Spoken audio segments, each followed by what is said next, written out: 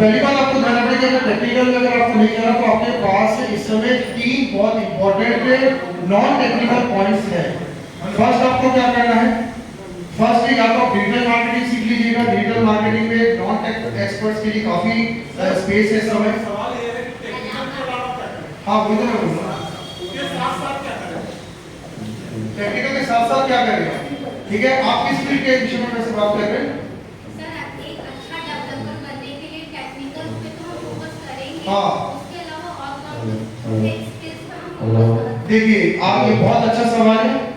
अगर एक अच्छा डेवलपर अगर आपको बनना है तो आपको ये ध्यान रखना है कि डिजाइनिंग और डेवलपमेंट के लिए जिस लैंग्वेज का आपने सिलेक्शन किया वो तो बहुत अच्छा आपका होना ही चाहिए। इसके बाद आपको यहाँ पे एक चीज ध्यान रखनी है कि आपको जो भी नए टेक्नोलॉजीज जो समय के साथ आएंगे, जैसे आने वाले समय में रूबी बहुत डेवलप हो रहा है, पाइथन बहुत डेवलप हो रहा है, तो उन टेक्नोलॉजीज की भी आप ट्रेनिंग लेते जाइएगा। और साथ में फ्रेमवर्क्स जो नए नए आएंगे उनको भी थोड़ा सा साथ में आपको सीखना पड़ेगा, क्योंकि 2-3 साल के अंदर कोई ना कोई नई टेक्नोलॉजी मार्केट में आई जाती है, तो उसके साथ थोड़ा सा अपडेट करते रहिएगा। नेक्स्ट क्वेश्चन, और किसी का कोई सवाल है? क्वेश्चंस पूछें क्योंकि आज एक बहुत इंटरेक्टिव सेशन है और इसमें काफी आपको नॉलेज भी मिलेगा। क्वेश्चंस हियर, कोई सवाल किसी के, कोई ऐसा नहीं है किसी से संबंधित हो, अपने करियर से संबंधित भी आप पूछ सकते हो। ऐसा नहीं कि फुल स्टैक डेवलपर के संबंधित पूछो आप क्वेश्चन अदर्स भी पूछ सकते हो। दिक्कत तो ये सवाल ही है। चलिए ठीक है, आप सवाल जैसे आप फाइनल सोच अगर आपके पास सवाल नहीं है तो अब हम लोग अपने अतिथि का आने से पहले छोटा सा क्विज हम लोग खेलेंगे। उसके बाद फिर अतिथि हमारे आगमन होने का समय हो ही रहा है लगभग। ठीक है, तो अब हम लोग यहाँ पे क्विज प्ले करते हैं। तो क्विज के लिए तैयार है सब? ठीक है, क्विज में जो विनर होंगे 5 क्विज हम आपसे पूछने वाले हैं और जो विनर होंगे उनको इनाम भी दिया जाएगा। और हमारी जो मॉनिटरिंग टीम है ये लगातार नजर रखेगी कि किसने आंसर दिया। जो सबसे पहले हैंड को रेज करेगा वही आंसर देगा, वो भी स्टैंड होकर। ठीक है, तो हम लोग ये क्विज को स्टार्ट करते हैं।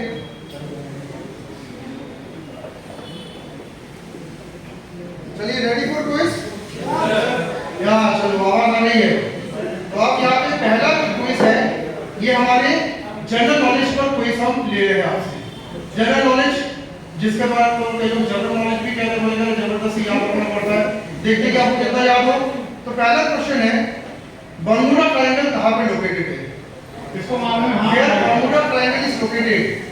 आपको पता होना चाहिए, बहुत फेमस जगह है, बताइए।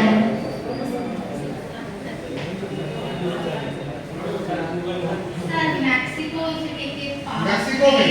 Atlantic Ocean. Atlantic region, very good.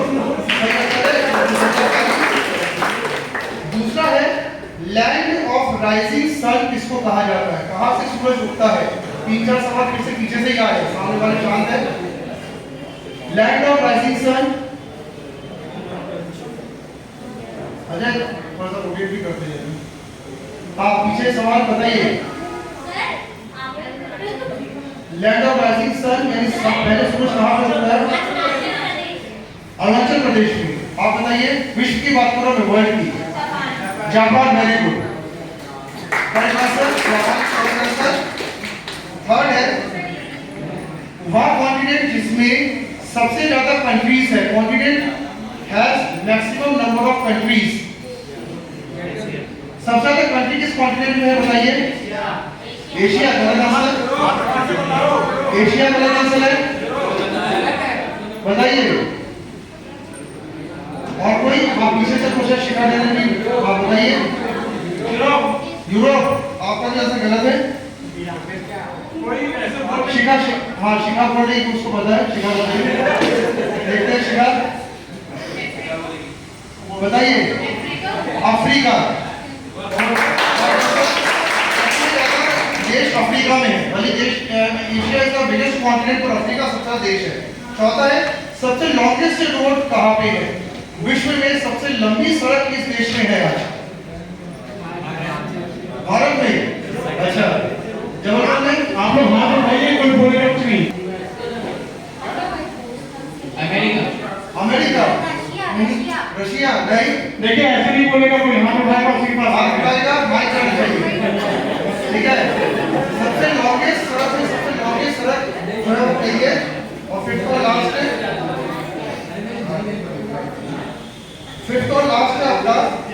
United Nations जो है, यूनाइटेड नेशंस में सदस्य की संख्या आज कितनी है वर्तमान में?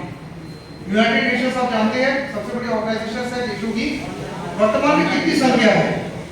क्या आपको पता होना चाहिए? हाँ बताइए, लास्ट में फिर से वॉइस आएंगे,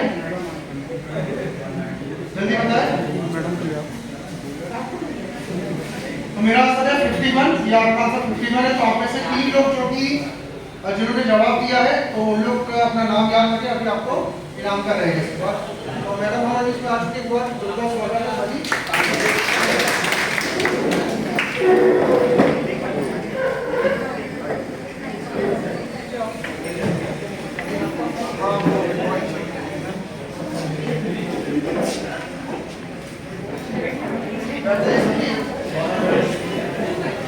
तो हमारे बीच में सीमा मैडम आ चुकी है, जैसा कि आप लोगों ने पोस्टर्स बैनर्स में देखा ही है। मैडम के बारे में मैंने आपको क्लास में बताया भी था।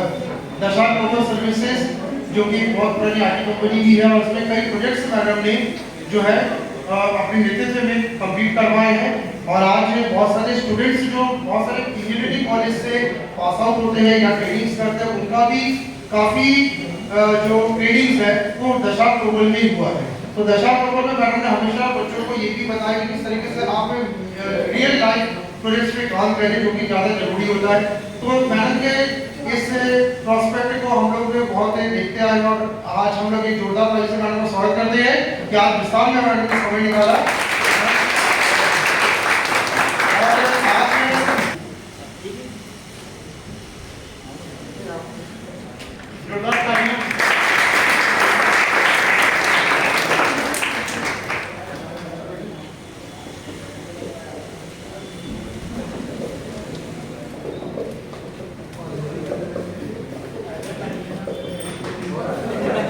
तो मैडम आज हमारे बीच में आ चुकी है। मैडम हम लोग लगातार ट्रेनिंग दे रहे हैं कई सालों से डिजाइनर डेवलपर्स की, और बहुत सारे बच्चे यहाँ पे ऐसे हैं जो डिजाइनर और डेवलपर के रूप में लगातार ट्रेनिंग ले रहे हैं। पर क्योंकि हमारे शहर में डिजाइनर डेवलपमेंट के लिए बहुत अच्छा एनवायरनमेंट नहीं है, इस कारण से इनको रियल लाइफ थोड़ा सा दिक्कत होती है। रियल लाइफ कई चीजें समझ में को आती नहीं कि कितना आज चैलेंजेस है, या उनको रोल प्ले करना है, कैसे अच्छे प्रोग्रामर्स बनना है, डेवलपर डिजाइनर में कितना आगे कैरियर स्कोप है। जिसके बाद प्रेजेंटेशन अभी मैंने छोटा सा दिया था, और एक आप प्रैक्टिकल लाइफ में थोड़ा सा इनको जरूर एक्सप्लेन करिए कि किस तरीके से डिजाइनर डेवलपर आप बन सकते हैं और किस तरीके से कहाँ तक ये जा सकते हैं। क्योंकि अपने शहर में सिर्फ थोड़ा बहुत सरकारी का जो भूत है वो भी काफ़ी भारी पड़ जाता है, क्योंकि काफ़ी लोग टेक्निकल स्टडीज करते हैं और लोज लेके भी स्टडी करते हैं। उसके बावजूद भी देखा जाता है कि जब कैरियर की बात करें तो पटवारी की तैयारी कर रहे हैं। वी डोंट नो कि आपकी क्या गैप आ रहा है, जबकि सिलेबस भी काफ़ी कुछ अब अच्छा होने लगा है, और मेंटर्स भी है, ट्रेनर्स भी है, बहुत कुछ है। तो मैं मैडम को माइक पे दे रहा हूँ। मैडम आपको अपना पूरा एक्सपीरियंस शेयर करेगी, और आप अपना सवाल जरूर मैडम से पूछिएगा, जो भी सवाल आपके मन में हो। तो मैं मैडम को माइक दे रहा हूँ। Thank you. मेरा नाम सीमा बादल स्वामी है। सबसे पहले तो मैं बता दूँ, मैं लास्ट 15 ईयर से IT फील्ड में हूँ, लेकिन मुझे IT बिल्कुल नहीं है।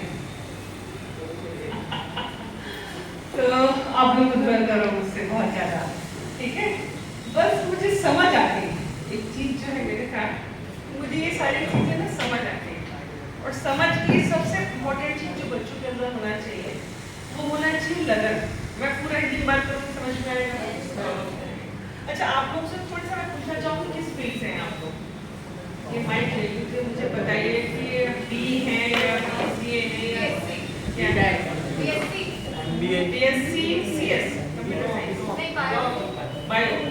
इसमें मैडम 50% IT वाले हैं, BE है, BCA है, 50% जी।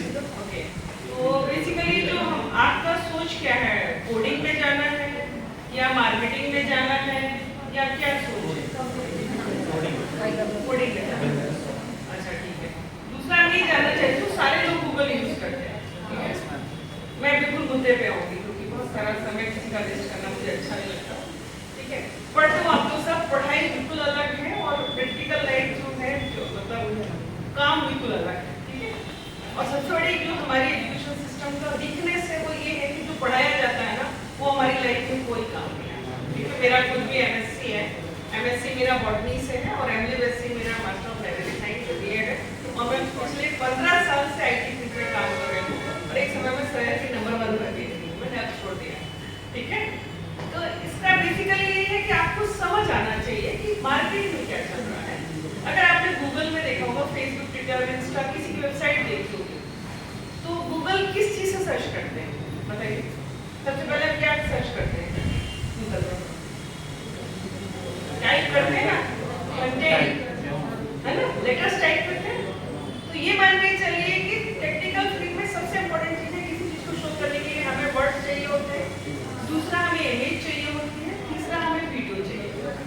तीन ही चीज से हम अपनी चीजों को रिप्रेजेंट करते हैं सबको ना, इसके अलावा हमारे पास कोई तीसरा ऑप्शन नहीं होता है, ठीक है। अब अगर हमें वीडियो से शो करना है तो वीडियो हम YouTube से उठा सकते हैं, या हम अपना खुद का वीडियो उठा के सर्वर कर सकते हैं। और सबसे आसान बात क्या होती है कि आजकल सारी कोडिंग आपकी नेट पर अवेलेबल है, कहाँ पे आपको क्या लगाना है, कैसे लगाना है, कैसे रिप्रेजेंट करना, सब कुछ होता है। मतलब अब हमें कोडिंग लिखनी नहीं पड़ती, हमने एक लाइन टाइप कर पूरी कोडिंग आ जाती है हमारे पास। अब ये ना इतनी भी, चाहे फेसबुक देख लीजिए, ट्विटर देख लीजिए, इंस्टा देख लीजिए, सब कुछ क्या है, सिर्फ ये नीचे दिख रही है ना, या तो टेक्स्ट मैसेज दिखाई देगा, या वहाँ रील दिखाई देगी, या इमेज से वो अपने कॉन्सेप्ट को शो करेंगे, बस इसके अलावा चौथी चीज नहीं आएगा, नहीं है, ठीक है। समझ में आ रही बात है?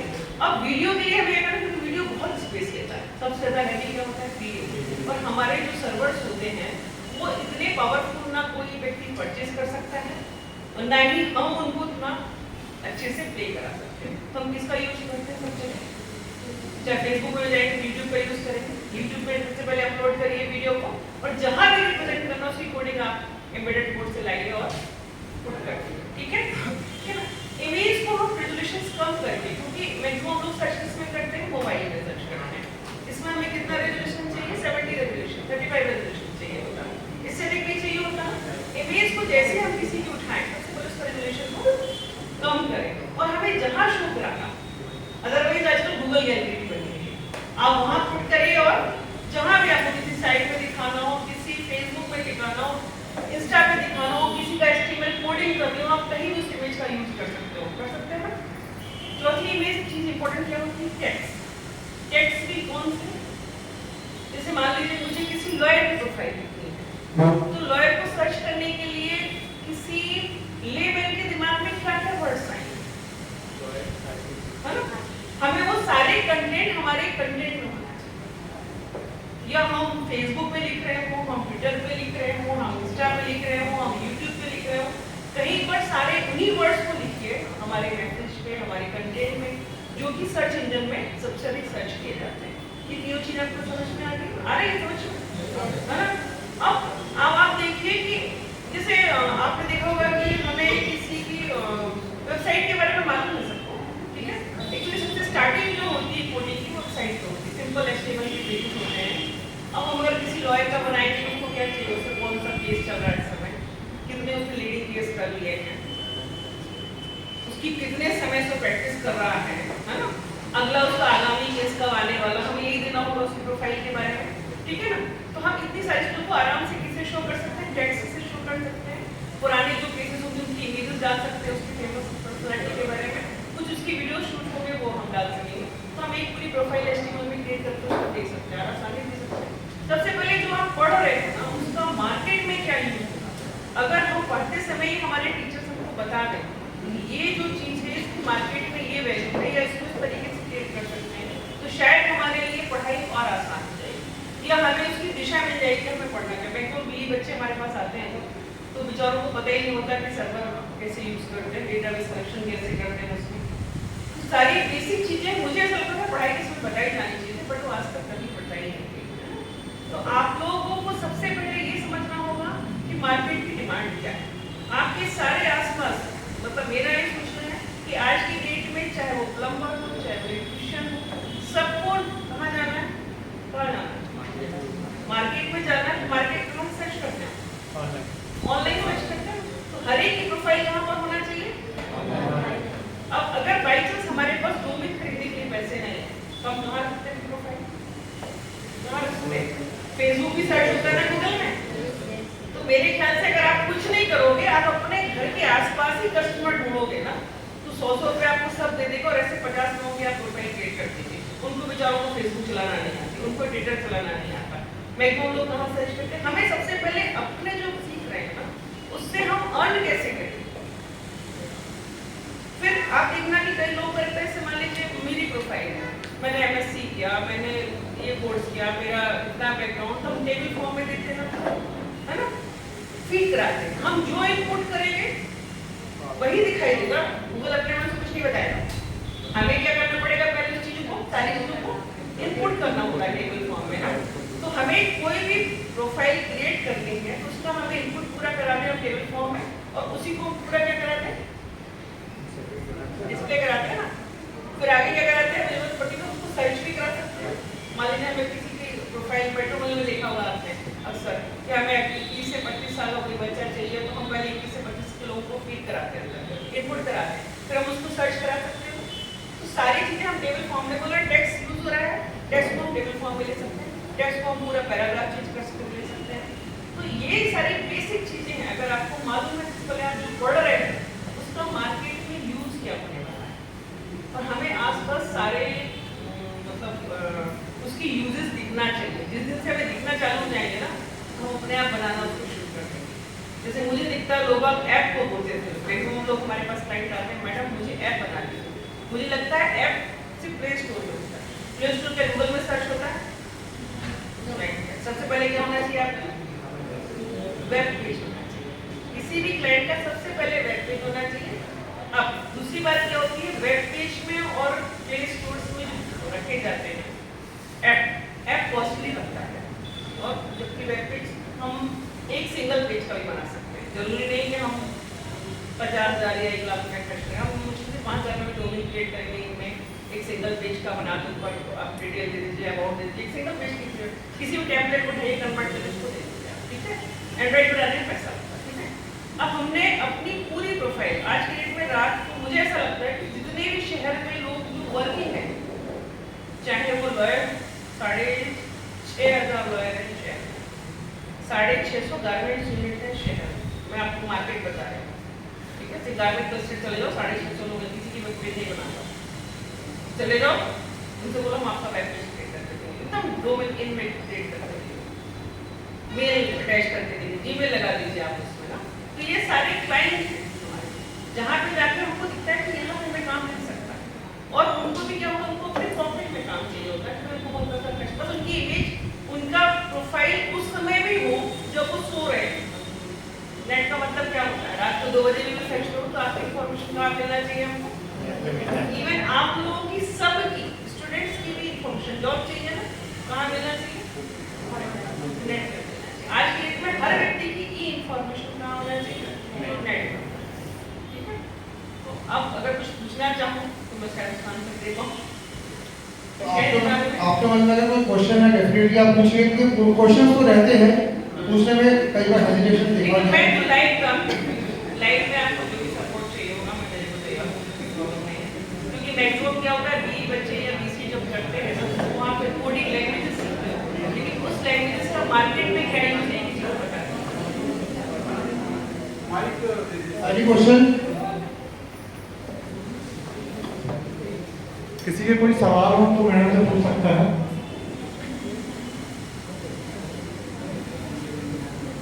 हम जबलपुर में मतलब IT में स्टार्टअप के लिए क्या क्या चैलेंजेस फेस करने पड़ सकते हैं? सबसे पहले तो ये है कि मुझे लगता है कि आप लोग इंग्लिश बहुत अच्छे लैंग्वेज, दूसरा ये कि कहीं भी IT एक ऐसा फील्ड है जिसको गांव में बैठ के भी काम किया जा सकता है। जबलपुर तो बहुत बड़ा शहर है, ठीक है। तो आप ये मत बोलिए कि यहाँ अपॉर्चुनिटी नहीं है, यहाँ भी बहुत अपॉर्चुनिटी है, क्योंकि कोविड के आने के बाद तो हमारे ये भी बैरियर्स टूट गए कि हम घर में बैठ के काम नहीं कर सकते। बहुत सारे काम जो हैं जो घर बैठ के भी किए जा सकते हैं। मैंने उदाहरण दिया ना कि आपके घर के आसपास ही आपको क्लाइंट दिख रहे हैं, अब उनको आपको कैसे नेट तक पहुंचाना है, उनकी प्रॉफिट के हिसाब से आप प्रोफाइल, मैं ये बोलती हूँ आज की डेट में देखिए कितने सैलून्स हैं शहर में, कितने होंगे बताइए, मेरे ख्याल से 50,000 होंगे। क्या उनके फेसबुक इंस्टा पर पेज है, अपने अपने एरिया के पकड़ लीजिए सर, वो तो सबको चलानी आती है, फेसबुक इंस्टा और ट्विटर और यूट्यूब पे रील बनाना तो सबको आता है, उनको अपना क्लाइंट बना लीजिए। कितने का, सिर्फ 500 महीना देना, मुझे जरूरी चाहिए 1000 रुपये देगा, ऐसे 50 काउंटर पकड़ लीजिए 50,000, ठीक है। प्रॉब्लम ये कि चला मैं भी लेती हूँ केस, लेकिन प्रोफेशनली नहीं चला पाते, चला आप भी लेते हो कि केवल एक चीज को पकड़ोगे ना तो उसमें भी इतना पैसा है कि आप सोच नहीं सकते। और शुरुआत आप करो, जैसे जैसे आप प्रैक्टिस करोगे ना तो आपको सारी चीजें समझ में आने लगती है। ये बनती कैसे, ये कैसे वर्क करती है।